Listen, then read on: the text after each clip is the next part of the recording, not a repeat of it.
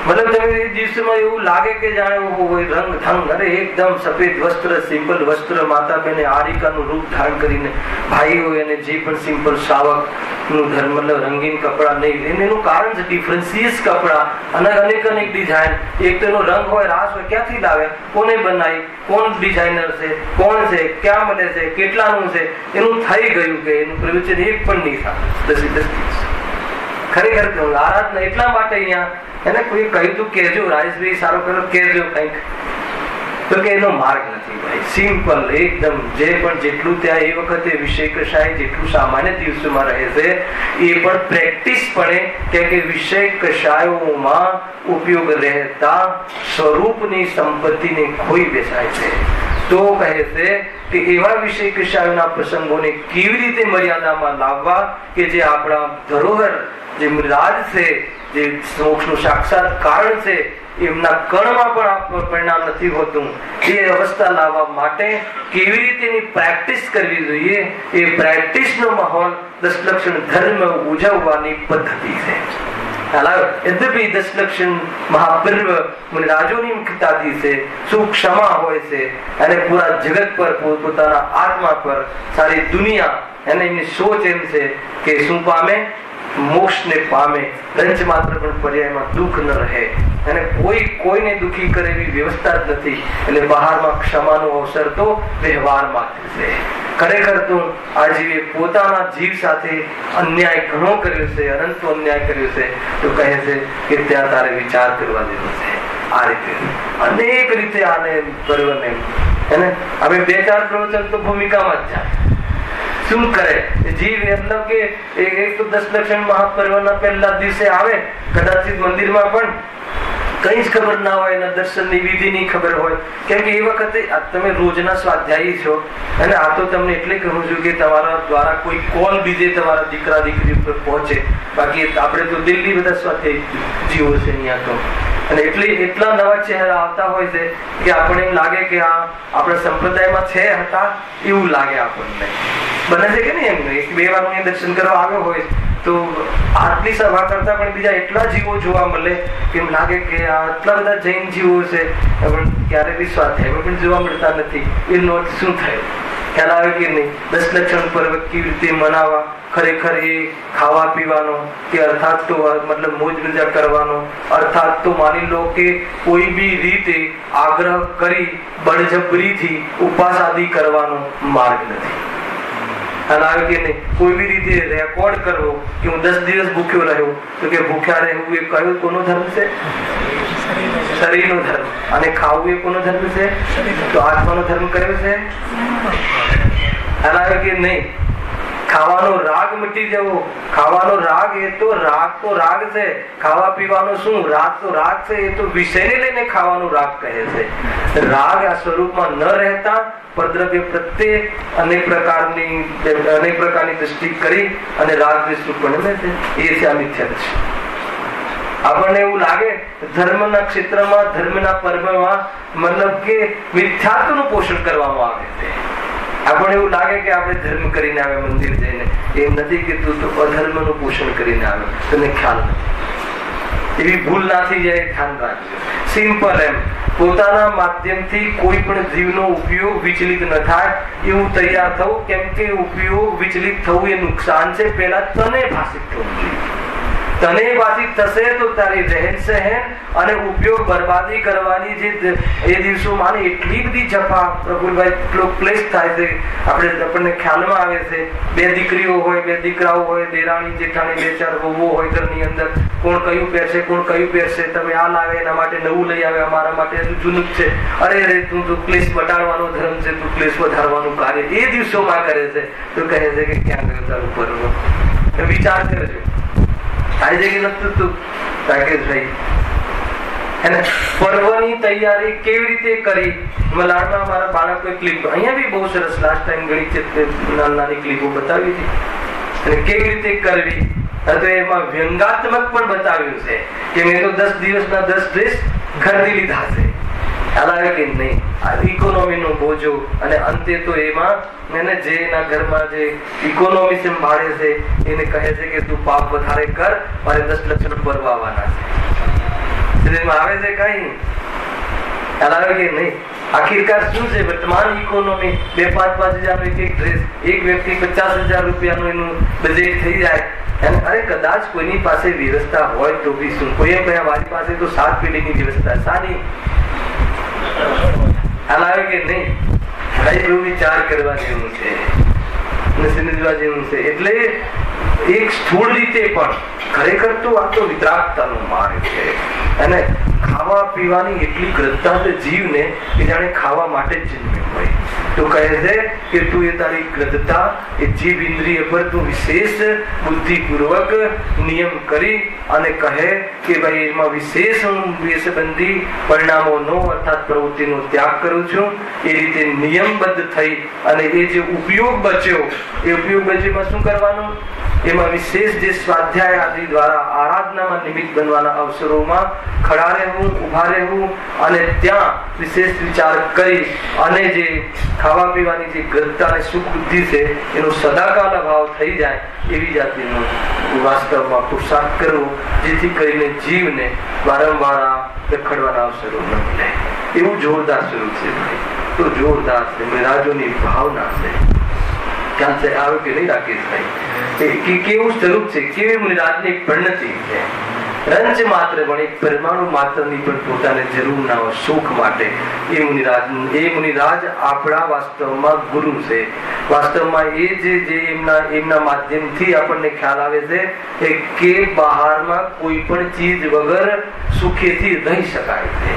એમને જોઈને ખ્યાલ આવે. આટલી ગરમી ને આટલી મતલબ કે ઠંડી ને આટલા બહારના પરિસરોની વચ્ચે પણ મોજમાં રહે, રંચ માત્ર પણ આકુલિત ન થાય. કેમ ન થાય?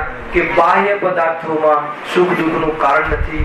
એનાથી હું સુખ માનતો હતો એ માન્યતા તો નીકળી ગઈ છે અને એ સંબંધી હવે મને લક્ષ્ય પણ નથી. એ મેં અહીંયા કહે છે. હા, આજથી તો તમે બીજે છો તો 10 લક્ષણ ભગવાનનું સંચિતમાં તમે કઈ 10-15 મિનિટ કહી શકો છો? 5-10 મિનિટમાં કેટલું કહીશું? બહુ મોટી. એ તો લેશું આપણે ક્યાં? તમે એ તો બહુ એમાં મને 10 મિનિટમાં હું કહી નહીં શકું, તમને પણ કઈ મન નહીં પડે. પરંતુ એને હું તમે 10 લક્ષણ ફેરવો પછી બી તો આપણું આવવાનું થશે. અને એમાં તમે શું સમજ્યા છો, કેવી રીતે મનાવ્યા અને કેવી રીતે હોવું જોઈએ એ લેતા રહેશું. આપણે રોજ લેતા રહેશું થોડું કોઈ પ્રોબ્લેમ નથી. બહુ મોટો વિષય છે 10 લક્ષણ, હે ને? અને 10 ધર્મ વિશેની ચર્ચા જોરદાર ચર્ચા છે. અને વાસ્તવમાં તો એ ધર્મ જેના આશ્રય પ્રગટ થાય છે આત્મા એ વિતરાગ પરિણતિની ચર્ચા. આ સામાન્ય થોડી વાતો કહી દીધી કે જેથી કરીને તમને કમસે કમ અને શું કરવું એ તો આપણે રોજ ભણી જ રહ્યા છીએ. વેદ વિજ્ઞાન તત્વનો નિર્ણય અને જે આપણે માનીએ છીએ એ સંબંધી કન્ફેશન એનો વિચાર કરી અને એ સંબંધી એમાં ઢીલાસ અને તાકાત વિશેષ પ્રગટે તો એ સંબંધી દોષનો અભાવ, મિથ્યાત્વનો અભાવ. અભિપ્રાય બદલ્યા વગર મોક્ષનો પ્રારંભ નહીં થાય ભાઈ. ખ્યાલ આવ્યો કે નહીં? અને પરિણતિમાં પવિત્રતા આવ્યા વગર મોક્ષ પ્રાપ્ત નહીં થાય. 2 વસ્તુ કહીને, મોક્ષનો પ્રારંભ અને મોક્ષ. અભિપ્રાયમાં ભૂલ છે, રાગમાં રસ છે, રાગીઓમાં રસ છે, રાગના ફલમાં રસ છે. તો વિતરાગીઓને તે માન્યા એની તને શ્રદ્ધા છે એ તારો ભ્રમ છે. હા હા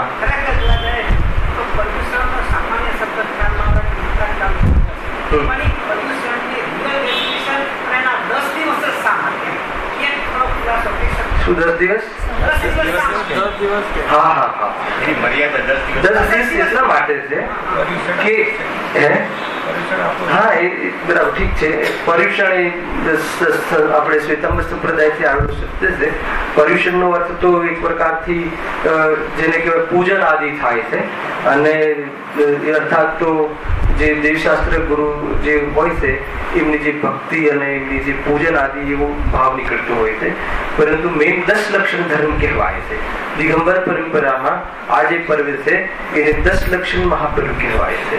તો 10 જ કેમ? તો વાસ્તવમાં 10 નથી, 1 જ છે પેલા તો. અને 10 ને 1 વિતરાગ ધર્મ છે. પરંતુ 10 પ્રકારની વિકૃતિ પેલા કહ્યું હમણાં થોડી વાર પહેલા, જે ક્રોધ, માન, માયા, લોભ આદિ જે છે ને એના એક અભાવમાં એક ધર્મને સમજાવવામાં આવે છે. તો એ 10 પ્રકાર જે મુખ્ય જે ચાલે છે સંસાર સમાજમાં સંસારમાં, એ કશાયો જે અબ્રહ્મ ભાવ જે છે, પરિગ્રહ છે, એવી જાતિનું જે મૂળ જે ચાલે છે, જે આપણી દોષ, એ દોષના અભાવમાં કેવી રીતે મુનિરાજ વિતરાગતાને પ્રગટ કરે છે મુખ્ય છે. ખરેખર એક જ સમયમાં બધા જ જે 10 પ્રકાર કહ્યા, એ 10 પ્રકાર તો નિમિત્ત પ્રધાનતાથી ભેદ છે. ખરેખર ધર્મ તો એક વિતરાગતા છે, પણ એ લેવલની વિતરાગતા મુનિરાજને એક સાથે હોય છે. ખ્યાલ આવ્યો કે નહીં? અને એમાં જે ઉત્તમ ક્ષમાધર જે કહ્યું ને, એ જે ક્રમ પણ જે છે સામાન્ય સમજાવવા પૂરતું છે. ઉમા સ્વામી એનું તથ્ય પણ કહ્યું છે કે પેલા નહીં તો સત્ય ધર્મ ને જે એનો પણ ઘણા ત્યાં ઉલ્લેખ છે. મૂળ વાત તો એ છે, પ્રશ્ન આપણો એ છે કે 10 દિવસ કેમ? તો 10 દિવસ એટલે એક ધર્મની એક દિવસે વિચાર કરીને આરાધના કરી દઈએ, એ મુખ્યતાથી નિમિત્તની પ્રધાનતાથી વ્યવહારની અપેક્ષાએ આપણે 10 દિવસની વાત કરી છે. બાકી આ તો રોજ મનાવવા જેવા ધર્મ છે, અને 10 દિવસ માટે નથી. પરંતુ એ 10 પ્રકારના જે વિકૃતિના ભાવમાં જે ભેદ કર્યા, એટલા માટે એક દિવસની મુખ્યતાથી. બાકી કોઈ 10માં શબ્દમાં કોઈ વિશેષ કોઈ એનો કોઈ ઉલ્લેખ હોય અથવા વિશેષ કોઈ એનો લાભ હોય, એવું કોઈ જગ્યાએ શાસ્ત્રમાં આવતું નથી. 10 દિવસ એક ધર્મની મુખ્યતાથી એમાં કરવામાં આવે છે. પછી એને લઈને એકાદો વ્યવહાર છે, એ બાને વિતરાગતાનું પોષણ કરવા માટે, હે ને, એટલા માટે. અને વાસ્તવમાં તો ઘણી વાર એવું લાગે કે આપણે 10 દિવસમાં વધારે ધર્મ કરવો જોઈએ, એવું નથી. સમજમાં આવે છે કે નહીં? તો 10 રોજની વાત છે, છતાં એક સામાન્ય તેમ કહીએ છીએ કે એક વિશેષ બહાનું આપી અને વિશેષ જે રોજ રૂટીન જે આપણે વિતરાગતાનું પોષણ અર્થાત વિતરાગતાનો પ્રેમ છે, અર્થાત વિતરાગતાનો પક્ષ છે, એ વધારવા અર્થે આપણે આ 10 દિવસમાં બુદ્ધિપૂર્વક ભેગા થઈએ છીએ. બાકી એને યુગ પ્રારંભની સાથે બી આને કથાને જોડવામાં આવી છે. એ બધી ઘણી મોટી કથાઓ છે, જેવી 10 લક્ષણ પર્વમાં એની વિશેષ ચર્ચા થશે. યુગ પ્રારંભ સાથે પણ છે. એ સિવાય મતલબ કે મુનિરાજોની મુખ્યતાથી અનેક રીતે આની ચર્ચા કરવામાં આવી છે. બાકી કોઈ 10 દિવસનું કોઈ હેતુ હોય એવું કોઈ જગ્યાએ છે નહીં, મૂળ વાત. અને વચ્ચે આપણે શનિ રવિ જયારે કોઈ એવો પ્રસંગ આવી જશે તો એની ચર્ચા આપણે અપેક્ષિત જેટલી છે એટલી આપણે કરીશું.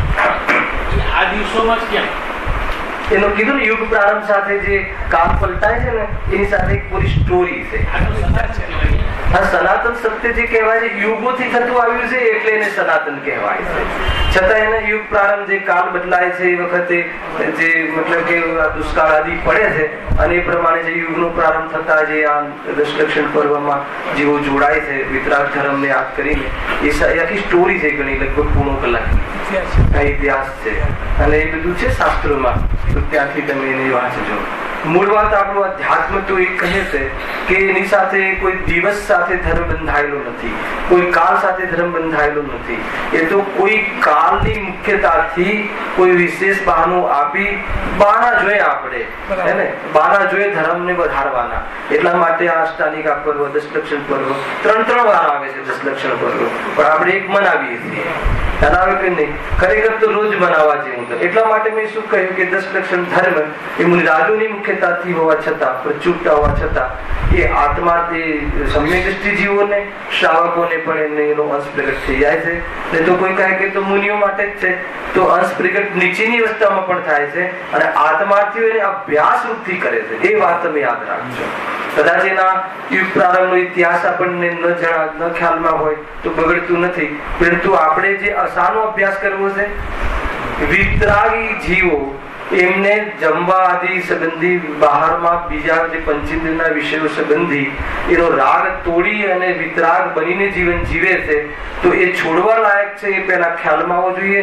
અને આપણા જીવનમાં પ્રવૃત્તિ વિશે કશાય પ્રવૃત્તિમાં કેવી રીતે એને અભ્યાસ અર્થાત તો આગમના માધ્યમથી અને આત્માના શુદ્ધાત્માના પ્રેમ માત્રથી અર્થાત સાતત્વના નિર્ણય માત્રથી, હું સમ્યક વાત નથી કરતો, અનુભૂતિની પૂર્વક નથી કહેતો, માત્ર એ તત્વજ્ઞાનના નિર્ણય આધાર ઉપર કે દુઃખના કારણ, સુખના કારણ શું છે, એના આધાર ઉપર એ વિષય કશાયની જે વિશેષ પ્રવૃત્તિ છે એનાથી નિવૃત્ત થવાનો અભ્યાસ કરવો, જેથી કરીને એટલી બધી રામાયણ છૂટી જશે, એના માટે ધન રાશિ, એના માટે ઉપયોગ રાશિ, એના માટે પરાધીનતા, એ બધાથી નિવૃત્ત થતા તમને કલા આવડી જશે, એટલે તમને જીવન જીવતા આવડી જશે. એવી જે લાઈફસ્ટાઈલ થઈ જાય તો એમાં જેટલી સાદાઈથી અને જેટલી વિષય કષાયની પ્રવૃત્તિથી નિવૃત્તિનું જીવન હોય છે એટલું સ્વાધીનતા વધે છે, અને સ્વાધીનતામાં જીવની ખુમારી વધે છે, અને જીવની ખુમારી વધે તો પુરુષાર્થ કરવા માટે તૈયાર થાય છે. આ બધું પાત્રતાગત છે.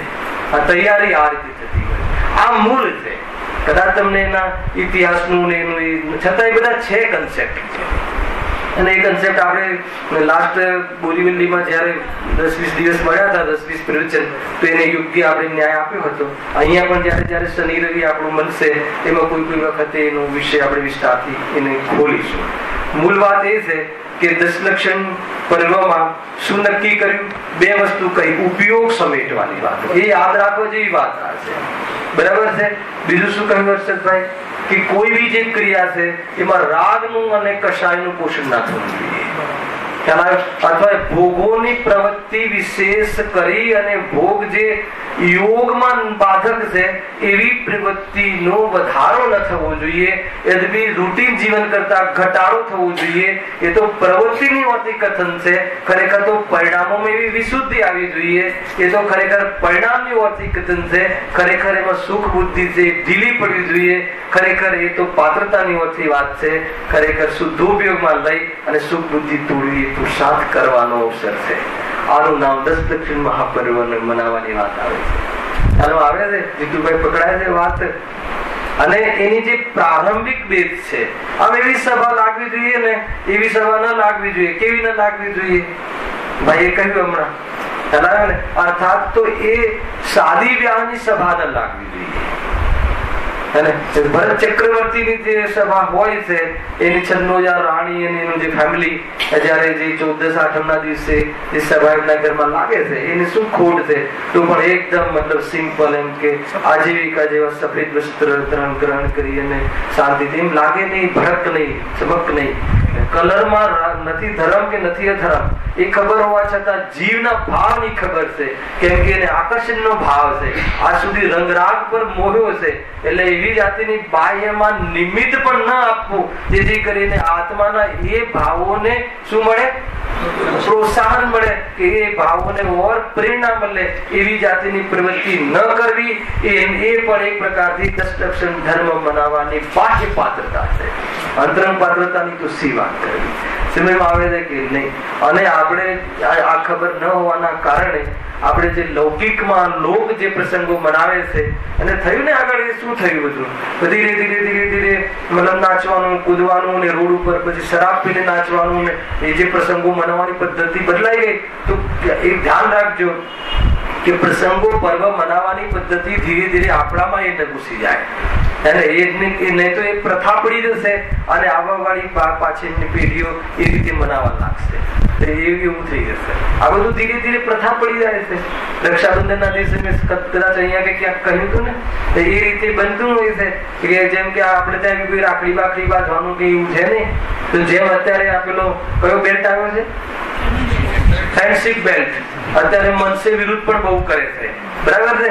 ધીરે ધીરે ધીરે આવા વાળા 50 વર્ષ સુધી એ પ્રસંગ થઈ જશે અને એને ધર્મ સાથે જોડી દેવામાં આવશે, અને કાંઈ નું કાંઈ આ બધી પ્રથાઓ ચાલતી હોય છે. એટલે એક માણસ એમ કે શું ફરક પડી ગયો આમ કરીએ તો? તને ખ્યાલ નથી એનાથી કેવો મોટા ઇતિહાસો રચી જાય છે, અને એનાથી એવી દુકાનો તું ચાલુ કરીને જાય છે કે જીવનું અહિત થઈ જાય છે.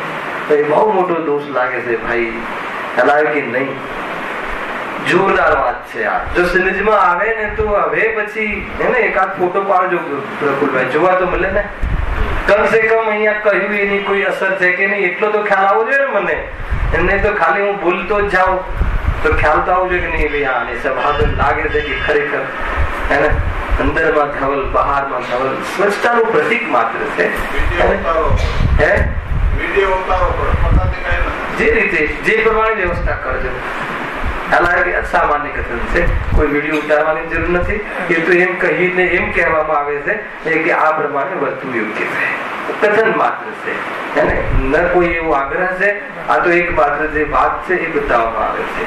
એને ખરેખર આપણી ગાદીએ આપણા ઘરની અંદર અગર જો વાત જે આપણને આગમના માધ્યમથી ગુરુદેવસિંહના પ્રતાપે આપણને કોઈ વાત એમના જીવનથી ખબર પડી હોય, એમના જીવનનો ચરણાનુયોગ આપણને જો ક્લિક થતો હોય આપણા જ્ઞાનમાં, તો આપણા સાધર્મિક ભાઈ બહેનો વચ્ચે જો એ શેર કરવામાં ન આવે કોઈ ભયથી કે એને શું કહેશે, લોકો ભાગી જશે, અડધા આવશે, નહીં આવે, એવી ચિંતા આપણા ગુરુએ ક્યારેય કરી નથી સત્ય વાત કહેવા માટે.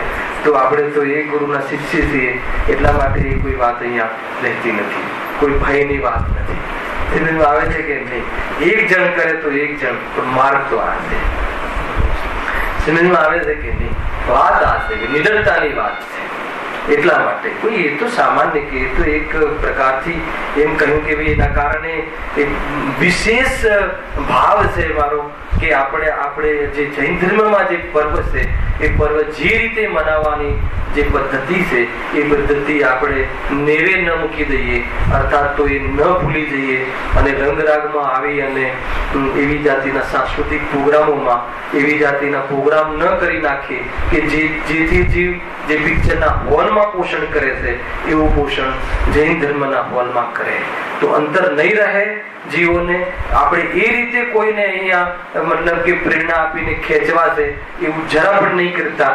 એક કેમ કે જે જગ્યાએ ધર્મ શીખવાનો છે, જે ઘરમાં કરીએ છીએ એ જ મંદિરમાં કરીશું, તો પછી શું વધશે?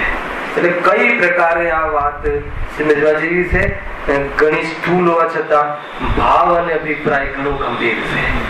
એની પાછળ બહુ મોટું રહસ્ય છે કે તારી પર્યાયમાં જે પરમાત્મા પ્રગટ થવાનું છે, પરમાત્મા કોનું અથવા પધારવાના છે, સિદ્ધ પર્યાયમાં સિદ્ધ ભગવાન તો પધારવાના છે એક સમયની પર્યાયમાં. એનું પોત, એનું ક્ષેત્ર કેટલું સ્વચ્છ અને નિર્મલ હોય ત્યારે એવી જાતિની પર્યાય પ્રગટ થતી હોય છે. એ સમજવા જેવું છે. પુરુષાર્થી કાર્ય થાય છે, પૂર્વમાં પાત્રતા એને અનુરૂપ હોય છે. દરેક વાતો આ સમજવા જેવી છે. માત્ર કથનમાં ન રહી જાય, જીવનના આચરણમાં આવે. કુલ મળીને જ્યારે કશાય તમને દુઃખરૂપ લાગે છે એમ અહીંયા નિર્ણય કરાવ્યો, નિદાન કરાવ્યું, તો એ કશાયની જે પ્રવૃત્તિ 5 પાપોના માધ્યમથી અને વિષય કશાયના માધ્યમથી થાય છે, એ પ્રવૃત્તિમાં જો તમને રસ આવતો હોય તો અમે કેમ માનીએ એ તો સાચા દેવશાસ્ત્ર ગુરુનો સત્તાની છે. કેવી રીતે કહીએ? સમજમાં આવે છે કે નહીં? મૂળ આ વાત છે ભાઈ.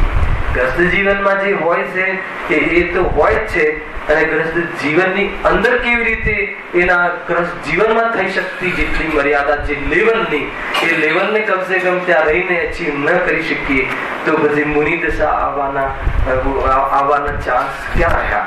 અને મુનિ દશા વગર મોક્ષ નથી, એ પરમ સત્ય છે, એ 100% સત્ય છે. અને એ મુનિ દશાના પૂર્વમાં જે જીવન હોવું જોઈએ, જીવનને જો તું અંગીકાર ન કરે તો મુનિ દશા ક્યાંથી આવશે? સમજમાં આવે છે રીતુભાઈ? બહુ બધી વાતો છે ભાઈ. એને દેહ અને આત્મા ભિન્ન છે, એને એવો આભાસ માત્ર રહેશે, અને દેહ અને આત્મા ભિન્ન છે એવી શ્રદ્ધા નહીં થાય. અને કેવી વાત છે! દેહ અને આત્મા ભિન્ન છે એવો આભાસ રહે અને ભિન્ન છે એવી જાતની શ્રદ્ધા ન રહે. કેમ કે તને દેહ અર્થાત અજીવ તત્વની પર્યાય પર ઘણો પ્રેમ આવે છે, તને દ્રવ્ય ગુણ પર્યાયની સાચી સમજ નથી. કે દેહ અને આત્માની ભિન્નતા વાસ્તી નથી. અને થોડીક બહારમાં શું ચકાચોંધ આવી કે તારા મોઢામાંથી લાડ પડે છે કે નહીં, અમને તો આવું જીવન જોઈએ, તો કહે છે કે તને હજુ જીવ અને અજીબ એ ભિન્ન તું બોલે છે એટલું માત્ર કહે છે, પરંતુ ભાષ્યું નથી. હાલ કે નહીં, એટલા માટે કાર્ય નહીં થાય. તો કઈ 10 લક્ષણ મહાપર્વ શું છે? ચાન્સ છે. ચાલો ચાન્સ. કપડા પહેરવાનો, સારા કપડા પહેરવાનો કે કપડાના રાગ છોડવાનો? હાલ કે નહીં. અમારા આટલા બધા સ્ટુડન્ટ છે, મતલબ અગ્રેસર સ્ટુડન્ટ છે. રાગ છોડવાનો, વસ્ત્રના રાગ તોડવાનો અવસર છે. અને રાગ તૂટી જાય તો વસ્ત્ર તો માત્ર કથન છે, એક પરમાણુ માત્ર ની તને ગરજ નહીં રહે એવું જીવન થઈ જશે. એ રીતે છે. 10 લક્ષણ પર્વમાં જે પ્રમાણે આપણને એવું લાગે છે કે શોક જેવું લાગે, લાગે કે નહીં? શોક નથી, આ તો પ્રસન્નતાનો માર્ગ છે. જીવને સાદાઈથી જીવવામાં શોક લાગે છે ને, ખ્યાલ આવે કે નહીં? એ રીતે છે. ઉત્તમ શબ્દ ભાઈ. ઉત્તમ શબ્દ છે એટલે મુનિરાજની મુખ્યતાથી છે, છતાં તો મને એવું નથી મુનિરાજની મુખ્યતાથી તો મુનિ અવસ્થા ગ્રહણ કરવી છે કે નથી કરવી એ રીતે છે. આના વિશે જેટલું કહીએ એટલું ઓછું છે. દશલક્ષણ પર્વ કેવી રીતે મનાવવા એની સામાન્ય ચર્ચા આપણે આજે કરી, છતાં કોઈને ઓર કોઈ પ્રશ્ન હોય તો પૂછી શકે છે, ખ્યાલ આવે કે નહીં. બાકી આમાં પોતાના માટે છે ભાઈ, અને તમે પોતે રિયલાઇઝ કરશો કે કેટલી ઝંઝટ ઓછી થઈ ગઈ, કેટલો ક્લેશ ઓછો થઈ ગયો. એકદમ સિમ્પલી લાઈફ, એકદમ શાંતિથી પ્રભુ નિર્ઘન દિગંબર મુદ્રા રંજપાત્ર પણ મૂર્તિની અંદર ચેતના દેખાય. એ ચેતનને ગુણ અને ચેતના અને એકમાત્ર અંદરમાં અનંત ચતુષ્ટય ધારી એવો આત્માની પર્યાય અને એવા અનંત ગુણ અને ચેતન, બહારની વિભૂતિ પણ આત્માની પર્યાય નથી. એ તો અજીત તત્વનો દેખાડો છે અહીંયા એ કહે છે. અને કોઈ પ્રકારે અમે પ્રભાવિત થઈએ એમ નથી બહારમાં, કેમ કે અમને અમારા દ્રવ્ય ગુણ પર્યાયની અને અહેતના દ્રવ્ય ગુણ પર્યાયની ખબર પડી ગઈ છે. જે પણ કઈ બહારમાં જે થાય છે એ પર્યાય આત્માની નથી. અર્થાત તો વસ્ત્ર ધારણ કરી અને રંગીન બેરંગી જીવન જીવવું એ તો અજીત તત્વનો ખેલ છે. ખોટો જીવ તત્વ અને જીવ તત્વનું સન્માન કરવું અને એવા જે તુચ્છ 2-5 એવા તુચ્છ પૂતગલ પરમાણુની એવી પર્યાય પર મોહી જાય અને આખી ચેતના ચૈતન્ય પ્રભુ કોરો ને કોરો રહી જાય, અન્યાય રૂપે રહી જાય. એવો અન્યાય કરી અને તું દશલક્ષણ પર્વ મનાવે તો કે અમને સમજમાં નથી આવતું કે પર્વ તું કેવી રીતે મનાવે. આ પકડમાં આવે છે. બહુ જોરદાર વાતો છે. આ તો સામાન્ય પર્વ નથી, અસામાન્ય ધર્મ નથી. મને કઈ 2-4 દિવસમાં બહુ આની ચર્ચા કરું છું કે જે પરમાત્મા પદ પામવાની વાત છે એટલી ઢીલાસથી પ્રાપ્ત નહીં થાય. ખ્યાલ આવે કે નહીં? અરે જેટલી ગરજ આપણને લૌકિક કાર્યમાં ભાસે છે એટલી ગરજ આપણને ધાર્મિક કાર્યમાં નથી ભાસતી. તમે જોઈ લેજો. જેટલી મતલબ કે આપણને ધગસ વેપાર આદિની કોઈ કન્સેપ્ટ કહું એમાં જેટલી અંદરમાં મતલબ ગરિમા અને ગંભીરતા ભાસે છે એટલી વિતરાગતાની વાતમાં નથી ભાસતી. એનો અર્થ એ છે કે વિતરાગતા તને ઓગે પસંદ છે. બેન્સલીના કથનમાં ઉપરથી તને ગમે છે, અર્થાત તો માત્ર કહે છે, અર્થાત તો માત્ર તારા બુદ્ધિનો વિષય બનાવ્યો છે પરંતુ તારી શ્રદ્ધાનો વિષય નથી બનાવ્યો. કેમ નથી એવું બનાવ્યો? કેમ કે તને ભિન્ન કેમ કયા આધારે કહો છો? કેમ કે તને બહારની અજીતત્વની પર્યાયનો પ્રેમ દેખાય છે અને પોતે પોતાનામાં મેળવી લેવું કે મને એટલું બધું ગમે છે, બહારમાં અપ ટુ ડેટ થઈને આવે એમ લાગે કે જાણે પર્યુષણ આપણા સરસ થયા. તો કહે છે કે તને આ દશલક્ષણ મહાપર્વની ખબર નથી. દશલક્ષણ શું છે, એ શું છે એની એક કહ્યું અને ક્ષમા ચાહું છું, કેમ કે 2-5 મિનિટમાં એટલી મોટી વાત થઈ શકે એમ નથી. છતાં હવે કાલથી પ્રારંભ થાય છે તો જે બી વક્તા આવશે એનો વિસ્તારથી ચર્ચા કરશે ને એ સિવાય આપણે જે ભાઈઓએ અહીંયા સમજાવ્યું હશે એને લઈને પણ આપણે વિશેષ ચર્ચા આપણે કરીશું. અને દશલક્ષણ અર્થાત તો એક ધર્મની જો વિશેષ ચર્ચા થઈ જાય તો એમ લાગે કે હવે બસ હવે એ સિવાય બીજી કોઈ વાત એટલી જોરદાર ચર્ચા શાસ્ત્રમાં કરી છે. હા, 100% થઈ જાય. વિશેષપણે આ ધર્મોની આરાધના હોય જ છે, છતાં એમ સવાલ પેદા થાય છે કે આરાધના તો એ શહેરમાં રહીને પણ કરી શકે તો એ જંગલમાં શાના માટે જાય છે? જંગલમાં ઘરમાં રહીને આત્મામાં રહીને આરાધના થાય. હવે જેને પ્રજો આમાં કેવું છે, આની ચર્ચા પેલા થઈ ગઈ છે કે બહારમાં જે કોઈ એમ કહે કે પછી વસ્ત્ર પહેરીને બી તો આત્માથી ભિન્ન કહી શકાય તો શું કામ વસ્ત્ર છોડવા? તો એ તો એમ છે નહીં. રાગ હોય ત્યારે એ બહારમાં એ કુટુંબમાં દેખાય છે. સાંભળજો, રાગ ન રહે તો કુટુંબમાં 100% ન દેખાય. કુટુંબમાં ન દેખાય અને રાગ તો રહે એવું તો બને, પણ રાગ રહે અને રાગ ન રહે અને કુટુંબમાં દેખાય એવું ન બને. એવું નિમિત્તિક સંબંધ છે.